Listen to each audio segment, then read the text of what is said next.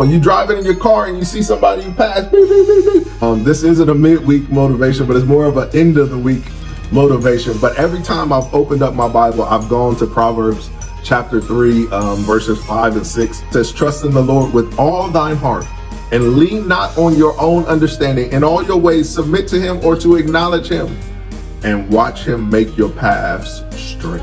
Every time you go left, it seems like it's another obstacle. Every time you go right, it seems like there's another hurdle that you're trying to get over. Maybe you're trusting him. Maybe you're not leaning on your own understanding, but I'm finding that there's so many people that do not just stop and acknowledge him so that he can make your path straight. My parents taught me as a child to acknowledge people when I walk into the room. Just a simple, hello, how are you today?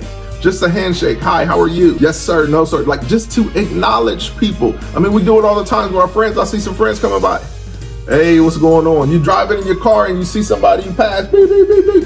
Some of y'all fellas, when you see that girl, you make sure you go grab her and give her a hug. Girls, y'all do the same thing. When y'all see that nice looking man, you make sure you winking or you flirting or you smiling a little bit extra hard. You are acknowledging them. So we all know how to acknowledge somebody. Make it a habit this week back to acknowledging God.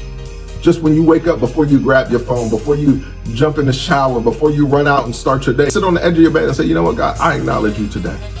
Thank you for waking me up. Thank you for watching over me while I was sleeping. Before you start your work day, just sit at your desk and say, you know what, God, I thank you for giving me this job. Thank you for allowing me to get here safely on the freeway. Before you start to preach or sing, like don't be so excited to make sure that your mic is right, or just stop and say, you know what, God, thank you for this opportunity to be used by you. We've got to get back to the place where we acknowledge God. So many of us are just acknowledging the devil.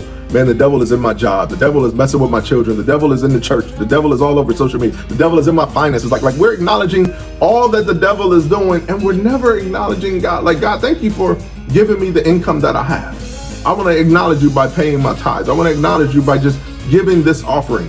God, I thank you for giving me 24 hours in the day. I want to acknowledge you by just stopping and saying thank you just for a couple minutes. I just want to say thank you for waking me up. Thank you for my wife. Thank you for my children. Thank you for my mother. Thank you for my family. Thank you for my church. Thank you for my pastor. Like, just acknowledging who God is will take you so much farther in life. I love you guys. I'm praying for you. I'll see you next week. Peace.